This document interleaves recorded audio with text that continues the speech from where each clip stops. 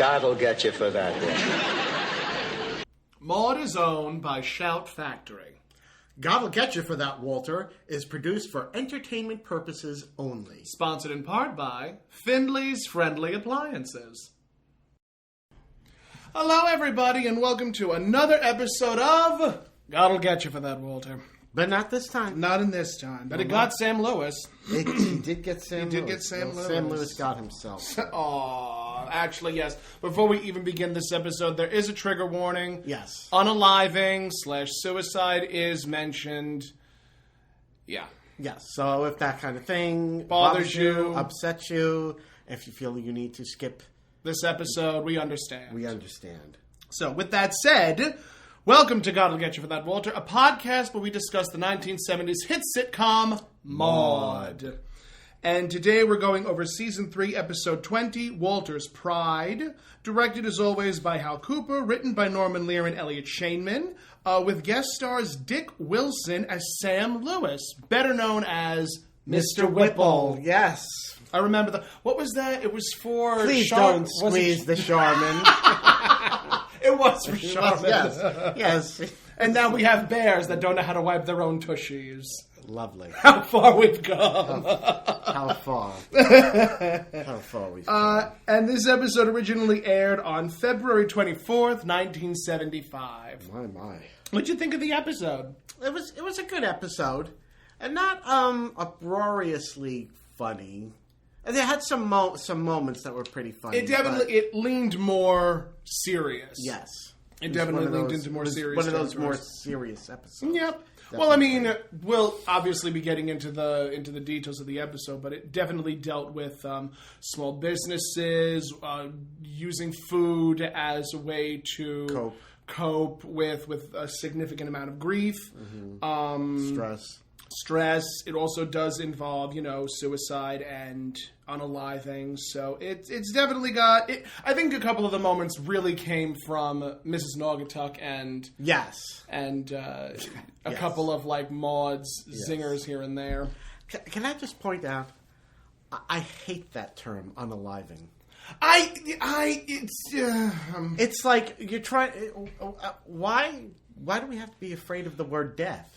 I mean, it's not that we're afraid of the word death. We're afraid of the word suicide, because suicide can be very triggering to people that have overcome their own suicides or attempted suicides. But the thing is, it's the same thing you're referring to. It's not going to make it go away or lessen the impact. As George Carlin said it best, there is a softening of American language, and there will always continue to be a softening of language as we continue to progress as a people.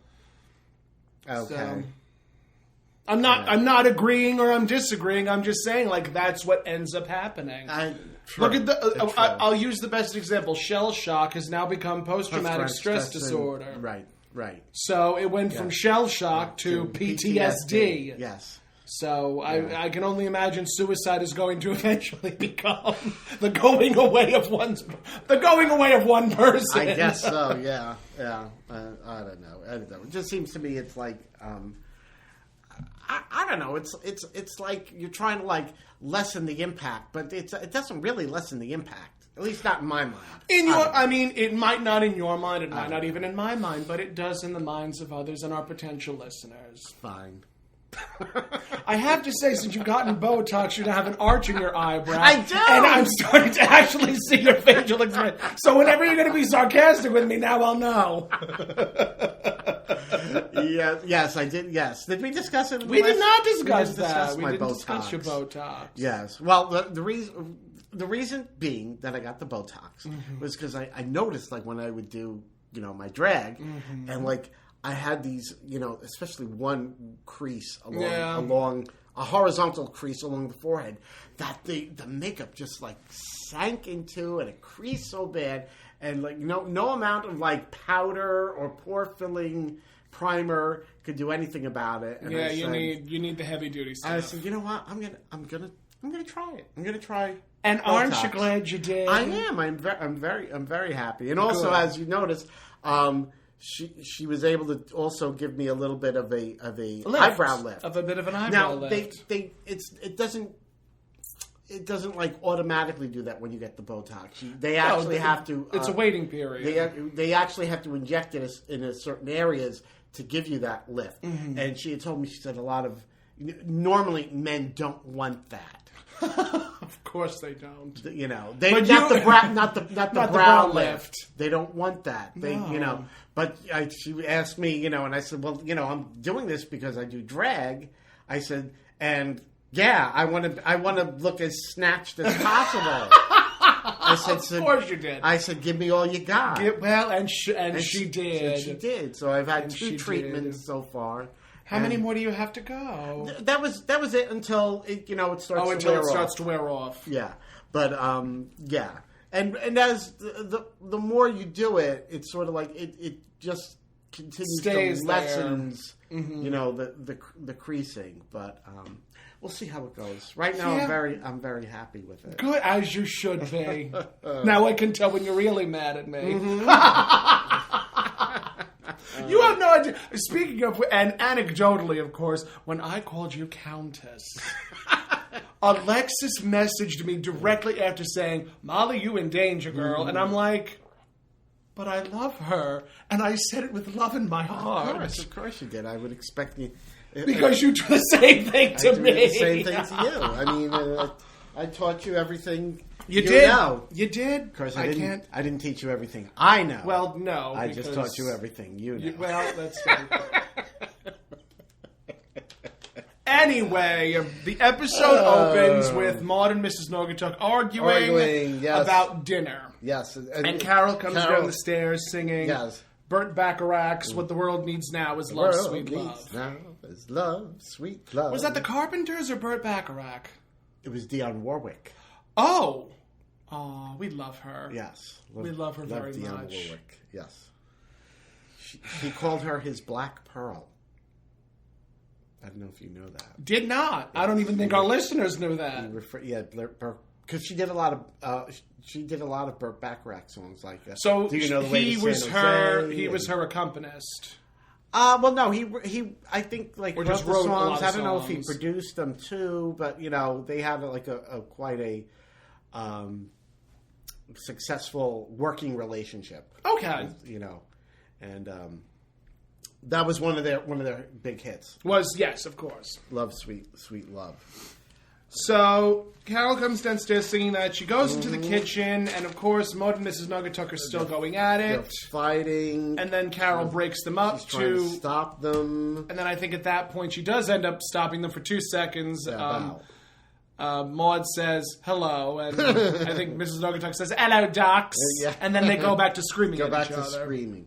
The reason they're fighting is because Mr. Findlay wants steak and kidney pie and mashed potatoes for mashed dinner. potatoes. I guess he requested this from Mrs. Nogatuk. He did request it of Mrs. Have Nogatuk. you ever had steak and kidney pie? Never. Me either.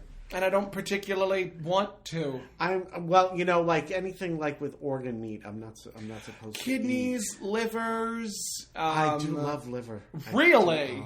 My mother liver. loves liverwurst. I love, yeah, but I can't. That's like really, really bad because I have gout. Because you have gout. It's really, really bad. I don't for doubt gout. that. So I don't doubt that. But yes, love liver, but It's done nothing for me. not supposed to. Does not nothing supposed to for eat me. it. And actually, liver is not really that good for you because the liver is actually an organ that does. It's a filtration system. Yeah, so all like the things that are not good are like going in the liver. Yeah. So I think the liver and the kidneys are two filtration systems in the human body. So Yeah. the fact that we eat them Yeah. really kind of boggles my mind. yeah. Oh, but then there are people that'll eat like lamb's brains and Yes. hearts and Yes. all that fun stuff. But chopped chicken liver. Oh my god. It's a very I love. Yeah. It's a very 50s Love and it. 60s thing, chopped Love chicken it. liver. Chopped chicken liver. Oh, love it. No. But I can't eat it anymore. Not pour moi. Oh well. So More for you, I guess. yes. None for me. I can't have it.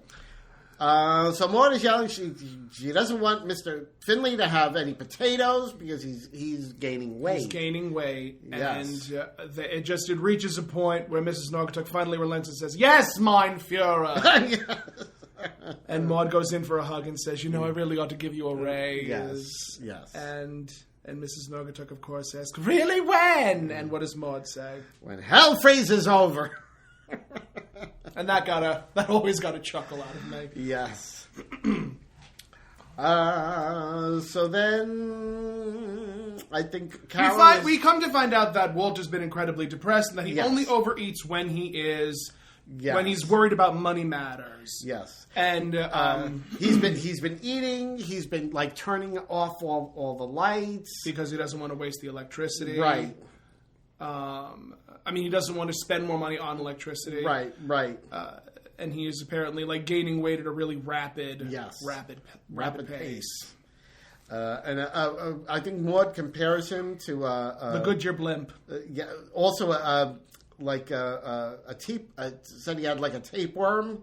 Something about him having a tapeworm. There was a lot of barbs. There were a lot of fat jokes. Yes. There were a lot of fat jokes going on in this episode, like rent out his tushy to the Goodyear blimp, or rent out his tushy to some place to play a movie on it. Yes. I think even Maude at one point calls him Tubby. Tubby. Yes, she called him Tubby. So, she called him Tubby. There were definitely a lot of jokes at his expense and the expense of larger people. Yeah. So Carol was asking Maude like what was going on with him, and he comes in at that point, and that's when they get into all that about why are all the lights on? Why are all the lights on? Because it's dark outside. That's no excuse. Yes. And he starts eating the potato chips. And he says, "Why is it shoveling them in by the handful?" Yes. Says Mrs. Naugatuck comes in, and Walter says, "It's so warm in here, Mrs. Naugatuck. Can you turn the thermostat down to 50?" Down to 50. To 50. 60. 60, I'm so sorry.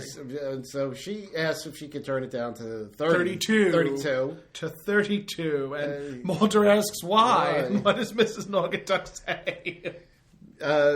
Because once it gets down to... I get to raise when this place freezes over. This place freezes over. Yes. Then Walter's looking at the mail, and he's like, bills, and Carol tries to say hello to him, and he's like, hello, bills, completely and totally ignoring her. Goes right into the kitchen. Yep, right into the kitchen. And then I think Maude follows him into the kitchen. Yeah, because he could read the paper and stuff his face by the light of the refrigerator. Yeah, and he's like eating the steak and kidney pie, and he's like complaining that it's bills. Can't it ever be junk mail? And Maude says, if it was, you'd probably eat it. Yeah. And he's complaining that there's not enough salt on the steak. Not enough salt in the steak and kidney pie. So he gets up and brings it into the dining room. And Maude says, "Walter, that's our dinner," because he's obviously eating it as a snack. Yeah, he's just like shoveling it in with a fork. Have you ever been there where you just eat to cope? What are your coping mechanisms? My coping mechanisms. Well, food is definitely one because I don't smoke. I don't drink. Mm-hmm. I don't wrap my hair. I don't wrap my hair. When I was single, sex was a biggie. Yeah, I can believe that. It was a biggie. No, don't chuckle because. But I was single, and sex is a good coping mechanism because it releases endorphins, it releases cortisol, it releases dopamine, all the happy emotions. I can actually remember one time I hooked up with this guy. We met up at what's that bar in Queens? I almost wanted to say Hatfields. I don't know if it was Hatfields. It was a bar in Queens. We went to a motel nearby. Yeah. And it was like the sex was so bad. Afterwards, I went back to the bar, picked up somebody else, and went home with them. No! Yes!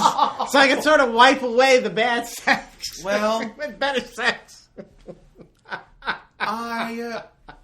Well, I can successfully say I have only had maybe one or two bad experiences like that.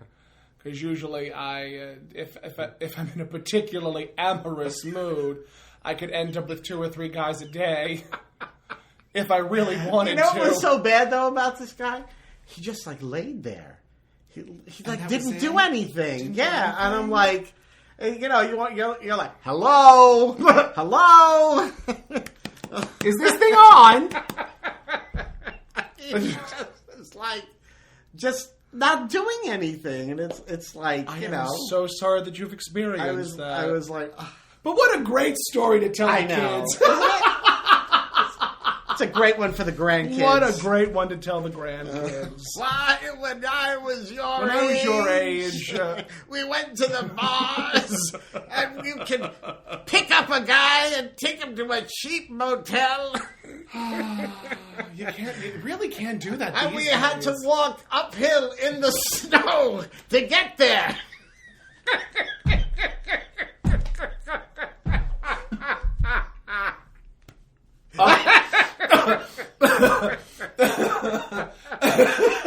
Thank you, Grandpa Lou. Thank you, Grandpa Lou. Oh my God, we had to walk 15 miles in the snow to get dick. And you had to make your own condoms. Not the own condoms. You had to make them out of lamb wool, lamb skin. Had to make them out of lamb skin. Had to use real lambs. Oh my God. Whew. Oh anyway, back on the farm. Anywho. Coping mechanisms. Walter's coping mechanism is food. Yes, but we digress. So Maude and Walter are now sitting. So now Maude Gribbs, she's like, well, I can. She can't understand what he's saying because he's eating and he's talking. She can't understand. She's like, to complete this game, she grabs a fork and starts shoveling food into her mouth. With the food in her mouth, right? All that fun. And Walter's like, I don't understand you. And Maude's finally like, you know, what's wrong? What's wrong? And he's like, no. And then she feeds him. Coyly picks up a little bit of food on a fork and feeds him. Kidney pie and feeds him. Then he's like, okay. So now the whole story comes out. Everything unfolds. Finley's Friendly Appliances is in deep trouble. And if he's he doesn't on the verge of bankruptcy. If he doesn't make up the difference by, I think you said, 2 weeks or a week and a half? By the end of next week. By the end of next week, he goes bankrupt. He will go bankrupt. And Maude wants to know how much. And he tells her $12,000. Which, by today's standards, isn't all that much. It's not a lot. But it was a lot back in 1975. It was a lot back in 1975. Nowadays, it's like, we're like... For small businesses, you need a couple of $100,000. A car is like $30,000. Yep. So like $12,000 is like. I mean, for me currently, I'm financially, $12,000 is a significant amount of money. Yes. But because he's a business owner and he operates his own business, I would probably say $12,000 is about, like I say, peanuts. Because most small business owners can range anywhere from possibly 5 to 6 figures. But like upwards of 50, 60, 70, 80, 90, and onward. Unless it's George Santos's business, and then it's, hundreds of thousands of dollars that you're raking in. He created the internet, didn't you? I know. I can't stand that man. I hate him. I cannot stand him. But I mean, at the end of the... Okay. We're sidebarring. But we need to. In terms of George Santos, he is exactly what the GOP is looking for. He is a compulsive liar. Yeah. And they don't care that he is a compulsive liar. They don't care. He is just going to continue to forward their... agenda and their beliefs. And what their agenda and beliefs are is that the corporations and big business need to make more money, and the middle class just needs to be washed away.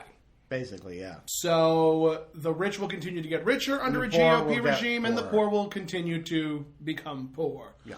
And it really, it really hurts. Especially, I remember watching on TikTok. There was a reverend, an evangelical reverend, that was seated in front of a dais of, not a dais, a jury of I think Congress people, and he basically said, we all, like most of the evangelicals that I'm associated with, we all had a sit down, or there was a sit down with the GOP and evangelicals, and they basically said, if you continue to push our narrative, we will pay you. Because evangelicals make a lot of money. I just saw something today. I think it was, I forget who was the top one, but but he was up.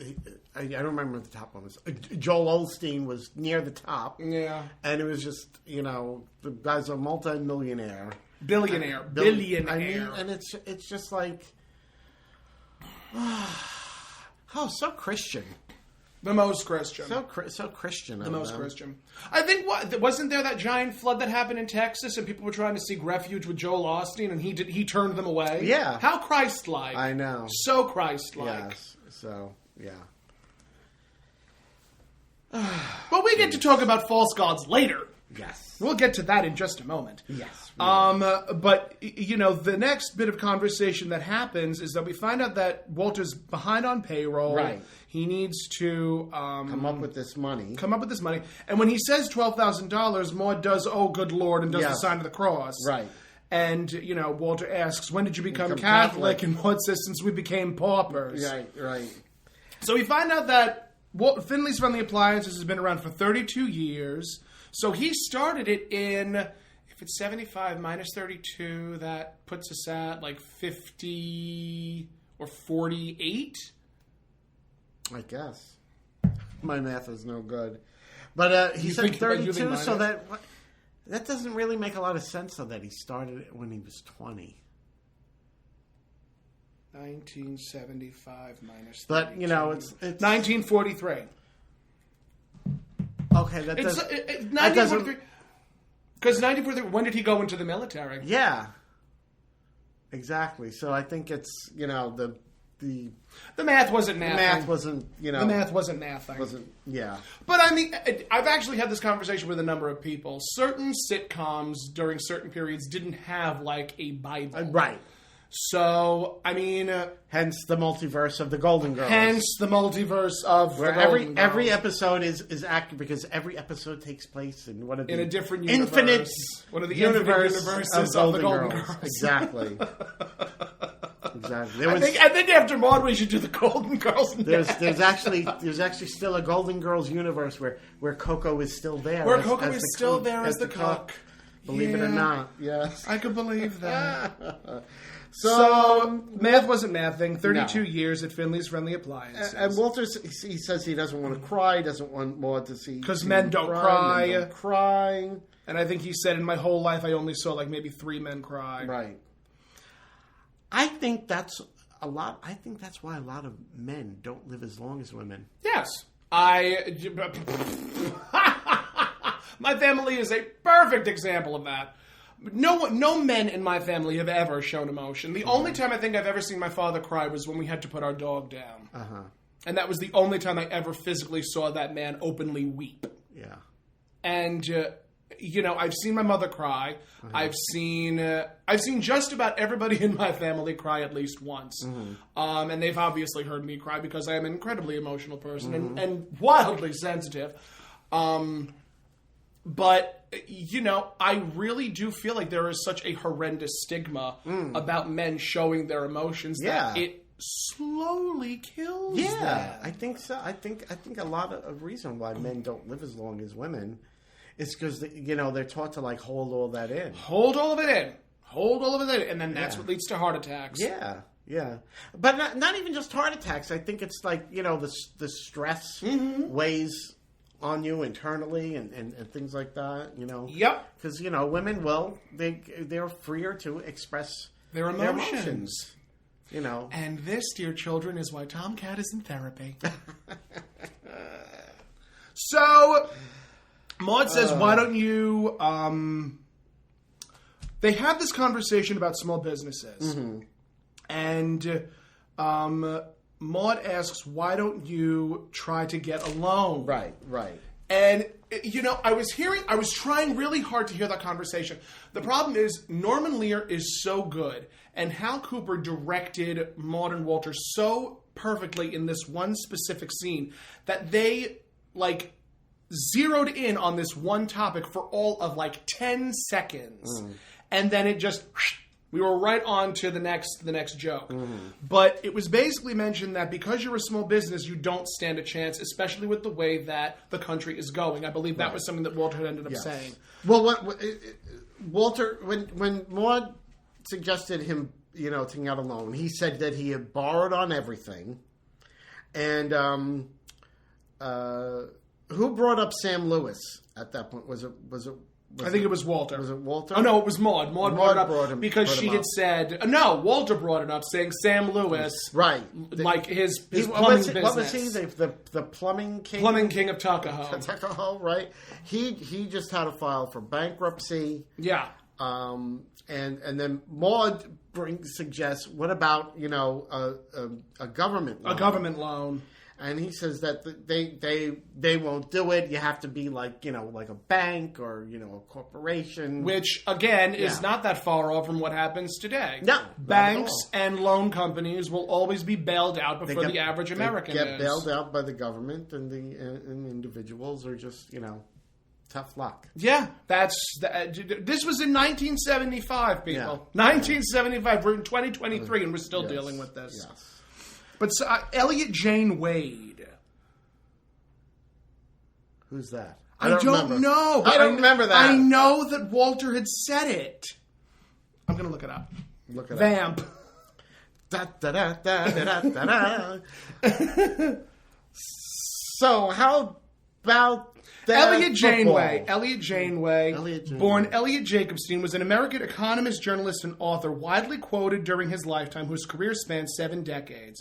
For a time, his ideas gained some influence within the administration of Franklin Delano Roosevelt, and he was an informal economic advisor to Lyndon B. Johnson, especially during Johnson's years in Congress.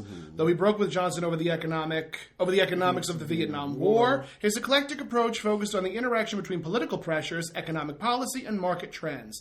He was at times a vigorous critic of the economic policies of the presidents from Franklin D. to Ronald Reagan. His enduring pessimism about U.S. economic prospects earned him the nickname Calamity Janeway. How about that? Interesting. So he was evidently someone to be taken note of in this episode. Interesting. So Maude gets an idea. She tells Walter, she says, listen. The house is free and clear. Obviously saying that if need be, she could take out a mortgage on the house and pay Walter the $12,000. Give him the $12,000. Give him the $12,000. To save Finley's friendly appliances. And Walter's immediate response is no. Absolutely no. He says that, he built Finley's friendly appliances. He brings up Horatio Alger. Tell them who Horatio Alger is. I don't even remember who Horatio Alger is. Who the hell was Siri, who is Horatio Alger? Hey, Siri.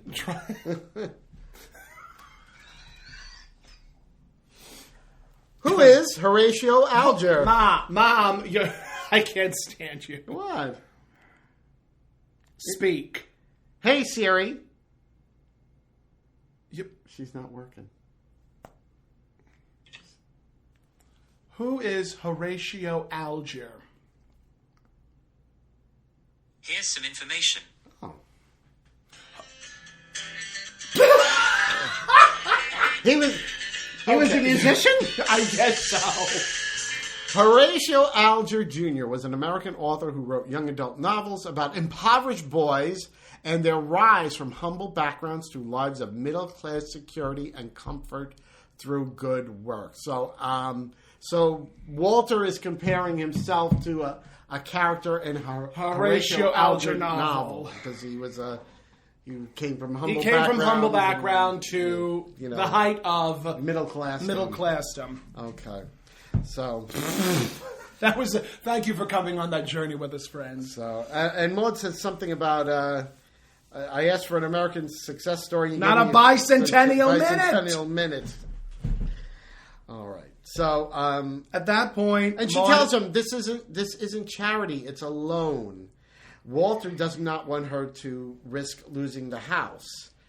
Which, I mean, Maude was still at the time. Maude was considered a relatively successful real estate agent, right? So she was making okay money, yeah. So she'd be able to pay down the mortgage if that's what it came down to. Correct. So Maude then suggests, okay, why don't you ask Arthur? Yes, ask Arthur. Ask Arthur for the money. Stick him before he sticks you. She says, if Arthur came to you and needed money and you'd had it, you'd give it to him. You wouldn't give it to him. So what's so bad about that? So at that point, it cuts right to the club. Bar. The club, the bar. The bar at the club. Yeah. And, Walter is drinking milk. Oh, was it? I didn't notice what he was drinking. He was drinking milk. Okay, yeah, because he's an alcoholic. Recovering alcoholic. He's a recovering alcoholic. He's not drinking. So Arthur and him are engaged in conversation where Arthur's basically saying, what do you need? Like, if you need a right arm, I can give you a right arm. If you want a pint of blood, I'll give you a pint of blood. Yes. So how much... Because Walter's like, I need some money. So Arthur digs into his pocket and pulls out... Yeah. Takes out his wallet. How much? Like, as if he needed like $20 or something. Of course. Right. So then Walter says, $12,000. And Arthur then says, do you need a pint of blood? Yeah. Arthur is stunned. Walter starts, commiserating that now he's a failure. Yep. Because of what's going on with his business. Yep. And Arthur's, he's saying you're not a failure, But he says, buck up and pull yourself together. He says, but I don't have it to lend you. Yeah. It's at that point that he grabs the aforementioned Sam Willis. Sam Lewis. Sam Lewis. It's because I have Whipple in my mind. Yes. Who we know, Walter brought him up earlier that, he was another middle-class businessman who just filed for bankruptcy. Yeah. And there he is, coincidentally at the bar. Sitting at the bar. So Arthur grabs him and he's, he's kind of asking Sam to sort of tell Walter that, basically that, it's not, things aren't so things aren't that bad. When for Sam, they are significantly worse. Yeah. So Arthur says to him, he says, "You went through bankruptcy, and you don't sit around moping around the house." And Sam's like, "Well, I can't mope around the house because I lost that house. too. I lost the house." He's like, He doesn't even have a pot, which was the joke because he's the plumbing king. The plumbing king. Yes, he doesn't even have the pot. So while, Arthur and Walter are talking, they're looking away from Sam. We notice that Sam is starting to pull something out of his pocket. It's some sort of powder. I'm going to assume that it was arsenic or cyanide I don't know. Something that he can just pour into. He pours this deadly poison into his drink. Yep. Which is such a weird thing to see in a comedy show. Yeah, that was It was morbid. It was morbid. Yeah, honestly, when I first watched the episode, I'm just like, is he? Oh, that's what's happening. Okay, I mean, in Greek tragedies, they would usually show the death off camera. Mm-hmm. But I mean, this was you saw everything. Yeah, you saw him poison himself. You saw him become wide-eyed and bewildered. Yeah. And then you see him fall over. Yes. And die.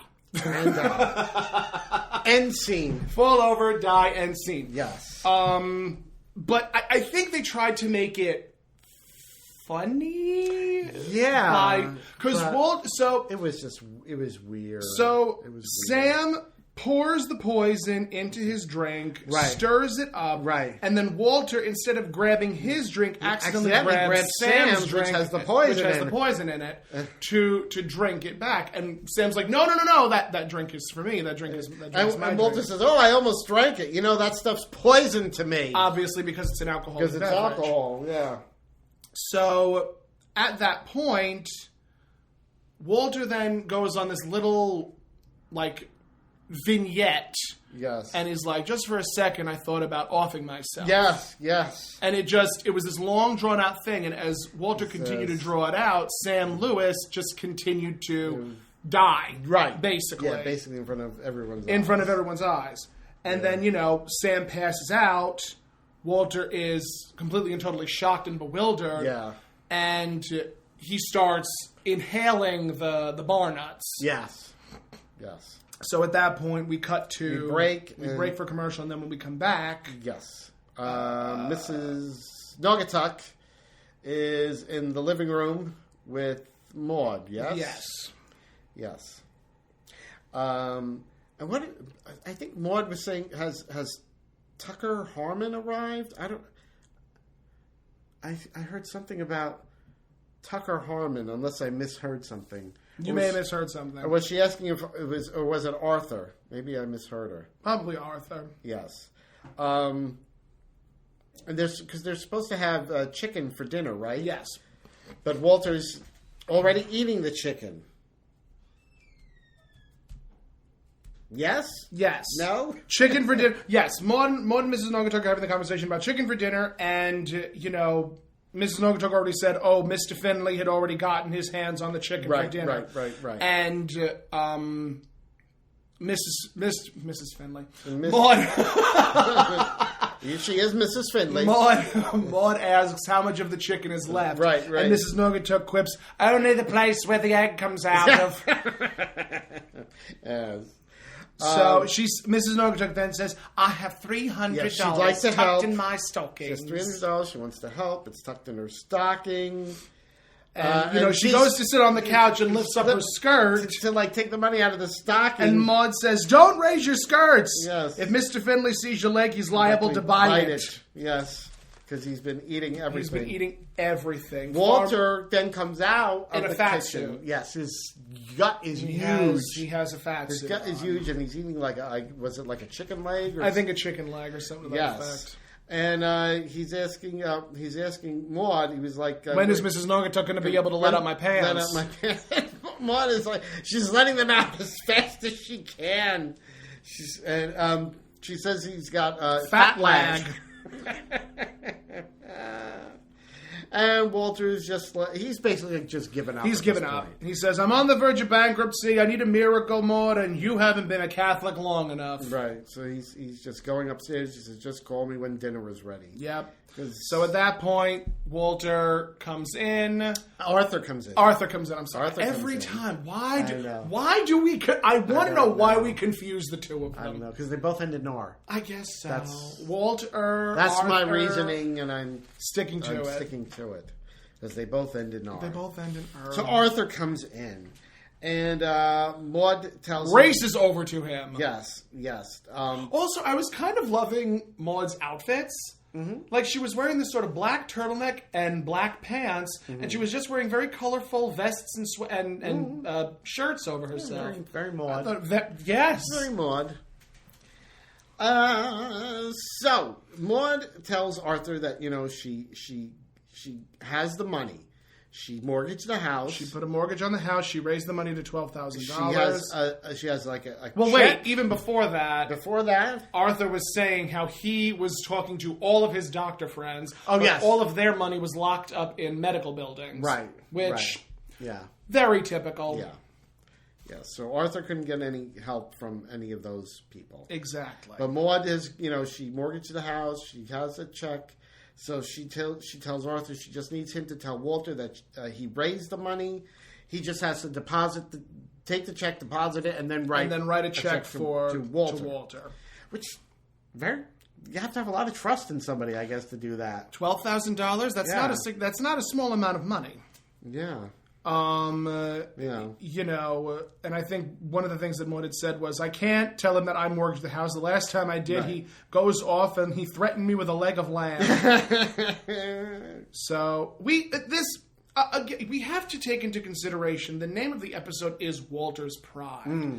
And there is a significant amount of issues that I take with toxic masculinity and male pride and the idea that a man needs to be X, Y, and Z in order to be a man. Yeah. And there are so many things that X, Y, and Z need to happen for a woman to be a woman. Why? Yeah. That is a question that I really want to know why. I don't know. Because it really, it's 2023. Women are capable of more than just.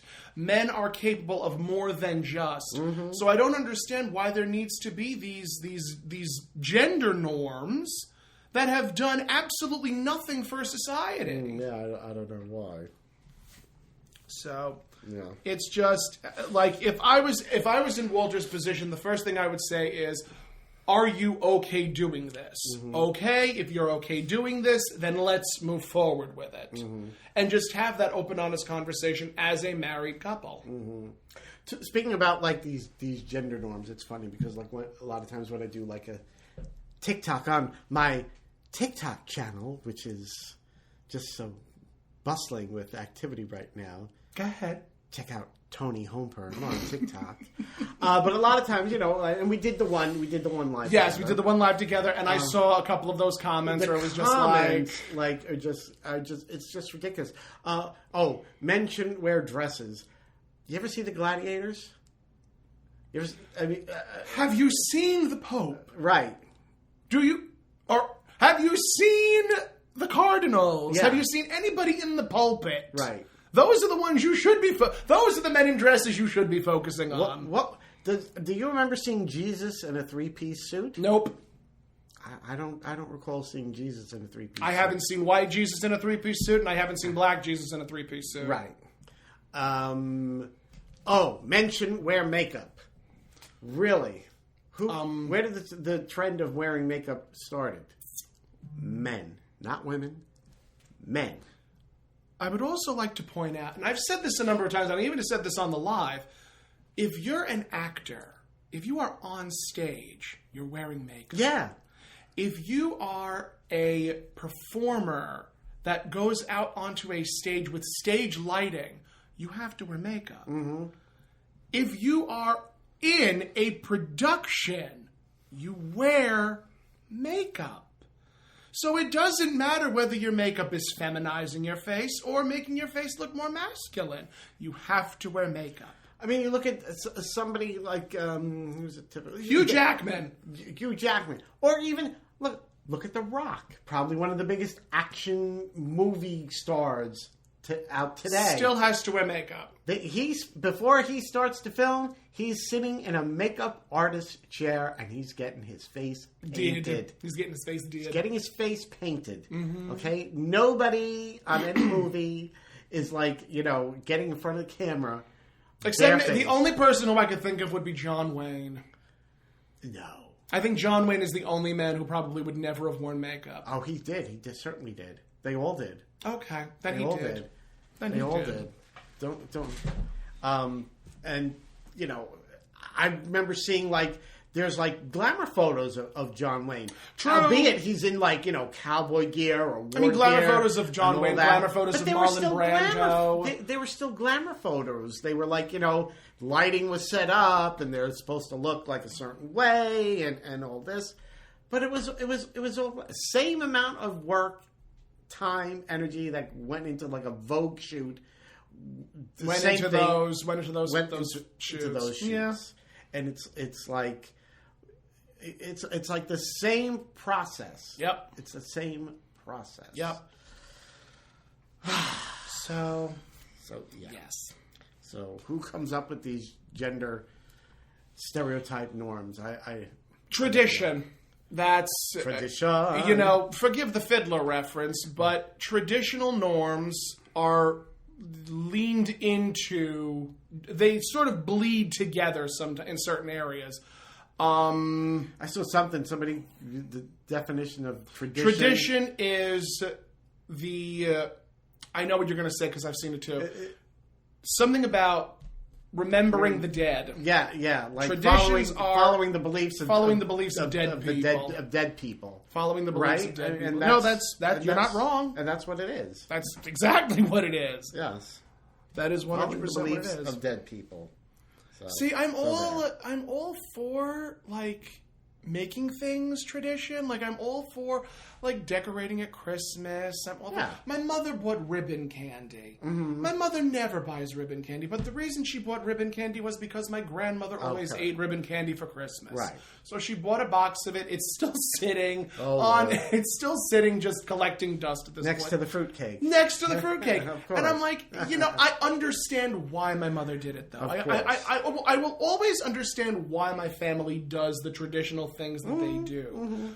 For me, it's like progress. Don't sit and wallow and worry. Right. Just Life goes on. Exactly. The sun will rise and the moon will set. That's a fun song I'd like to perform. All right. So Arthur does not want to. He doesn't want to give Walter Maude's money. He just doesn't want to be involved with it. He can't tell a lie. Yeah, Maude is begging him. I can't make up a story. He can't make up a story. And he's Maude like, says, you're a doctor. You do it all the time. Doctor, you do it all the time. Which, truth. Is not wrong. Truth. So at that point, Walter starts waddling down the like a pregnant woman. And Arthur says, if you were a woman, I'd start boiling the water and timing the pains. Right. And Maude tells... she actually had called up to Arthur... To Walter. See? I know, I do it too. happens all the time. Maude had called up to Walter to say, Arthur has news. Come down, come down. Yes. And that's when he waddled down. Arthur compared him to a pregnant woman. Yep. And then at that point, Walter plops himself on the couch and... they have this moment where Arthur is fumbling for reasons to say how he got the money, and he's saying, "Oh, well, the medical field isn't doing as great. It's not what it used to be. It's not doing as great as it used to be. But." And then, like, he's just, again, fumbling. And Maude is like, "Tell him about your aunt." Yes, he's like, my aunt. Well, she had a nose job and a hysterectomy. Yes, and then Maude is like, "No, your rich aunt." And so that's when Arthur cobbles together this story that, Maude, I think, gives him the whole thing, saying, she paid you back the money she owed you. Yep. And so that's what Arthur says. Yeah, she paid me back the money I owed her, and now I can give you the $12,000. Right, I can write you a check for $12,000. So at that point, Walter is overcome with joy. Yes. Can't get himself. He's trying to get off the couch, but he can't. Actually, I forgot to mention while Arthur was now saying how he was able to give the money, give Walter the $12,000. Vivian comes in, and Maude races over to Vivian and says, "Isn't that marvelous, Walter?" And then closes Vivian's mouth with her hand. Yes. Because obviously Maude does not want Vivian to spill the beans. Yes. Or maybe she didn't know anything about it. Maybe she didn't know anything about it, and Maude wanted Walter and Arthur to have their moment. Yes. And Walter he's thanking Arthur. He's saying he saved his life. Saved my life. I am reading my handwriting. I know. And I don't know what I wrote. Yes. I do know that... Oh, that's what he says. Arthur says, life's my game. Life's my game, Life's my game. So Vivian is now like, oh my God, Arthur, you're a god. You're an honest-to-God God. You're so good. You're so perfect. And she is worshiping his body. Yeah, which was a little uncomfortable. It was weird. Just a little the way uncomfortable. She was kissing him so much for she was turned on. So like much, I don't know what Hal Cooper was saying, but I think Rue was just like, I'm gonna make love to him without making love to him. So much for her recent empowerment, right? So much recent empowerment. Yeah. Oh well. So doesn't she also bring up at one point? Vivian brings up about how she thought Arthur was struggling with money and yes. Because I also have it written down, Vivian stopped gnawing, so yes, Vivian was, I guess, biting at Maude's hand to break away to go be with Arthur. And Walter he's telling Arthur that he's a saint, and Arthur's like, I'm not even close. Vivian still continues to kiss and still continue. You're on it. You're a god. I think Walter hugs Arthur. Walter hugs Arthur at some point. And I think Walter says I don't know, something to the effect, something that triggered Maude to say he can do anything he wants, Walter. He's a god. Yes. And while Walter's hugging Arthur finally, he can't take it anymore. And he breaks and he says, it's not even my money. Yes. And, the audience gasps and, groans and Maude groans. Sorry, Maude, I'm a false god. I cannot be a false god. Yes, I cannot be a false god. And Walter's like, what do you mean? What do you mean? How did you come up with the money? And Maude then says, would you believe if he won the Reader's Digest sweepstakes? And Arthur, he I think he gives the check back to Maude. He gives the check back to Maude, and they go to leave because obviously dinner is not happening anymore. Right. And Arthur, tells Walter, if he'd had it, he would have loaned it to him. Yep. And Vivian's like, Arthur, you're not a god? You're not a god? Does that mean you're not a god? So, It's like, yeah. There were some episodes where they really leaned into Vivian's airheadedness. Yeah, too much. Compared to, the first episode we're introduced to her. I know. Wait until you get to feminine fulfillment. It's going to hurt you. It's going to hurt. I can feel the pain already.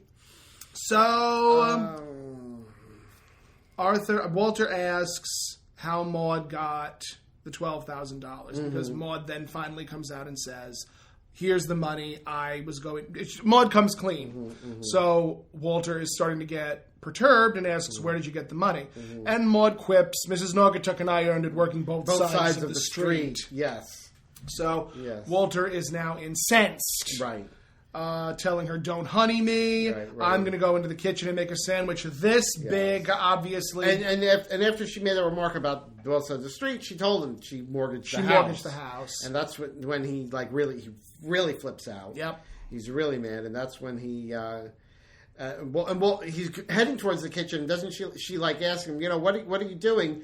And he says, I'm going to make a sandwich this big, and he's holding his arms out.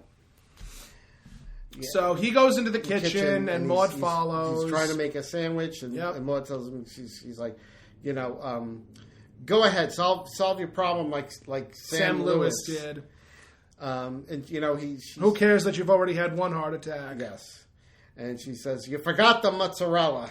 And she grabs the mozzarella. She grabs the mozzarella out of the refrigerator, and she tells him it's a great artery clogger. And she also says that while you're killing yourself, you're also killing me. Yeah. I mean, obviously. And she also brings up. She said, I'm sure how Mrs. Lewis and her kids are. I'm sure they're just laughing hysterically. Yep. Because Mr. Lewis he's dead. He's deceased, and again, Walter goes, "Don't give me a lecture, Maude." Right. So she finally says, well, you're also killing yourself, you're also killing me. You're also killing me. And, they have this moment where, it's very true. If a wife is able to help the husband, why shouldn't the husband allow the woman to help? Yeah. Why shouldn't the man allow the wife to assist? She says, you want the pleasure of helping me, but you won't allow me to have the pleasure of helping you. Right. So they have this very, honestly, it's a very touching moment between the two of them, but it's only further proving how backwards Walter's thinking is. Yeah. So I think while Walter is making his sandwich, Maude tells him, don't forget the dessert. Right, and she grabs, apparently there's a pie there in the kitchen. There's a pie there. And I think at that point she says, if you won't give me the privilege of helping you, sharing the days and the nights, something to that effect of sharing the days and nights and sharing the bedroom, or sharing the, something about sharing space and sharing the days and nights. Yes. And I think she tells him he's being selfish, because incredibly selfish. Yeah. He wants to share the things he's willing to share with her. He's not willing to let her share with him. Is basically what it means. And it's almost like towards the end of the argument that Maude threatens divorce. Yes. And because that's when Walter asks, "What are you going to do, Maude? Leave me?" Yeah. So she says, "You seem determined to leave me." You're right. It's like you're the one she's basically like, you're the one who's leaving. Exactly. So I think Walter picks up the giant hero, right, and walks into the kitchen. Walks into the living room. Walks into the living room, and he just has this really mean mug on his face. Yes. And Maude goes to. We assume Maude is going to Follow him. Yes, because she's heading towards the door. Instead, Walter turns back, opens the door, and Maude ends up with pie on her face. It reminded me of I Love Lucy when she was doing the Slowly I Turn. Yep, the Slowly I Turn bit with Harpo.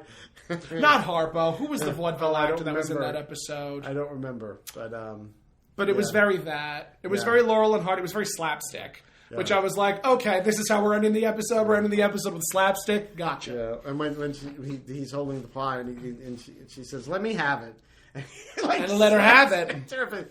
If you watch that episode, when he does that and he like puts the pie in her face, you can hear Desi Arnaz laughing up. Above everyone in the audience. You hear that, There are times, actually, when I'm watching Maude, and I'll sometimes hear Desi's laugh. Really? And I'm like, was there... Because I know that there were some sitcoms that used the I Love Lucy laugh track. Oh. I know that there were some episodes of Golden Girls that used the I Love Lucy laugh track. I didn't know that. Yep. You can Google that. You can say, you can look up sitcoms that have used the I Love Lucy laugh track. And there are unmistakable. That Desi Arnaz laugh is unmistakable. Wow. And there are times when I'm hearing it and I'm like, oh, there was a laugh track used in this episode. I understand. That makes sense. That's something. So I'm always tickled by that. It tickles me. So Maude has pie on her face. Yep. And she says, "You see what you've turned us into? Laurel and Hardy. Except you're not only the dumb one, you're also the fat one." Yes. And she says, "And the joke, Walter, is our marriage." And I think at that point, like, Walter finally has his coming to God moment. Yeah, and he says it's not a joke. It means more than anything. And he says he'll take the ridiculous check. And yep. They're hugging and kissing, and Maude says, "Walter, stop licking me." He wants the pie. Because he wants the pie on her face. Even though he's willing to take the money and all that, he's still hungry. He's still hungry. He hasn't gotten over, wanting all this food. But although now I have a craving for lemon meringue pie. I always I like lemon meringue pie. I also like the chocolate cream pies from Briarmere's, but they're also so expensive. Chocolate and cream. How can you go wrong? You can't. You really can't. Also, key lime pie is good too. Oh, key lime pie! I like key lime pie. Whipped yogurts. Those are always very tasty. Oh yeah, I always enjoy Yoplait those. ones. The Yoplait ones. Those are always good to me. Yes, they were always good to me too. Yeah. We like desserts. We do. We have too much. Just a little too much. As a matter of fact, last night I had half an apple fritter with like a scoop of ice cream, and I was like, "That's happiness right there." It was disgustingly sweet, but I didn't care. I was enjoying myself. Get out of my house! How dare you? How dare you come in here and tell me that you had a half an apple fritter and vanilla ice cream? I did. In front of my face. The problem is the audacity. Because my mother babysits, the baby will sometimes ask, "I want donuts." So my parents will go out and buy. It's the bakery that has the two illustrated bakers on it. And they sell like really huge donuts. It's a regular bakery. It's a regular bakery in Bohemia. In Bohemia. I have to. For my own well-being, I try to avoid bakeries. But they will always get. My mother will get like these peanut butter and jelly donuts, Boston cream, apple fritters, crullers. All that she is stuff. A cruel woman. She is a dreadful woman when it comes to sweets. I'm just like, I'm trying to lose weight. I have drag to fit into. Why are you doing this to me? Bring this into my home. So the cruelty. But then, of course, my mother will be like, "Oh, I bought you the peanut butter and jelly ones because I knew you'd appreciate it." And I'm like, "Well, I'm not going to argue with that. There's no arguing with that. Absolutely no arguing with that. There isn't. How could there be? There's none. There's just none. There is none. No. I'm sorry. Well, I mean, as a matter of fact, yesterday I bought my mother, because she crochets. She crochets and she knits. And I bought her this giant rolling cart situation that she could use to put her yarn in. She could put her crochet hook. She could put her package, her whatever she uses for crocheting or whatever. And do you know that the woman turns to me and goes, if you wanted to, you could also use this for your shows. And I'm like, Mom, I bought this for you. For your drag, you mean? She was like, you could use it for drag. And I was like, well, you could. I have so much already. I carry so many bags with me. I don't need to put. You can't use that to lug your stuff to the gig. Exactly. Oh. And I'm like, no, I don't do that. I get ready at somebody's place. Whatever is on me is what's on me. I do have some rolling cases though, because there have been. Sometimes you need a rolling case. Yeah, sometimes some of my big shows I've done like 3 and 4 costume. 3 or 4 costume changes that you need a suitcase for. But again, if I'm doing that, it's got to be someplace where I have the room. Like when we do the chorus cabaret. The chorus cabaret in April. Definitely. We have plenty of room. We have plenty of room for changing. Downstairs for that. So when you have the room, it helps. Oh yeah. When you have the room, it's definitely convenient. You don't mind. I mean, it's kind of a chore to lug the stuff, but it was just one of those things where I'm like, I bought it for you. Why are you now giving it to me? Right. And it took all of my power, not to make this really grim joke, but I wanted to say to her, I'm like, don't worry about it. In another 20 years, I'm sure I'll get it back. But I didn't want to say that because I don't like jinxing things. I don't like jinxing things like that. Don't be cruel. Me? Cruel? I'm only cruel to you. It's true.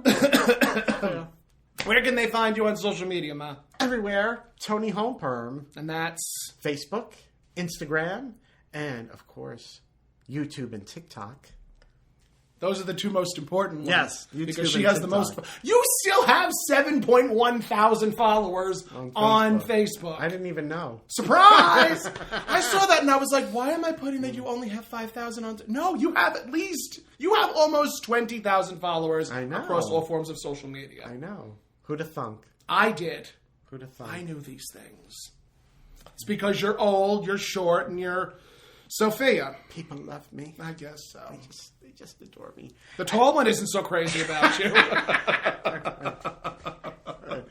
And you guys can find me at That Tomcat on all forms of social media. You can go to thattomcat.com if you want to just get all the fun stuff there and my contact info. And they should check out your YouTube for your voiceovers. Yes, I've been doing a lot more on YouTube with voiceover, but I've been posting it literally everywhere on TikTok and Instagram. True. As a matter of fact, YouTube blocked. Oh yes, they blocked my Evil Disney Queen one. video. Yes, they blocked the Evil Queen video, but on Instagram and TikTok the video has been fine. It's fine. Yeah, it's been fine. I know. Weird. So wild. It's very weird. So I'm not jinxing it. The video has been very successful. I personally think it is one of my favorites that I've done. I mean, I obviously love doing Dorothy because it's just so fucking easy for me. My favorite is still the Joan Crawford. The Joan Crawford one? It's so good too. I listened to that one and I'm like, I did that. You don't know what hard feelings are. You don't know what hard feelings are until I come out publicly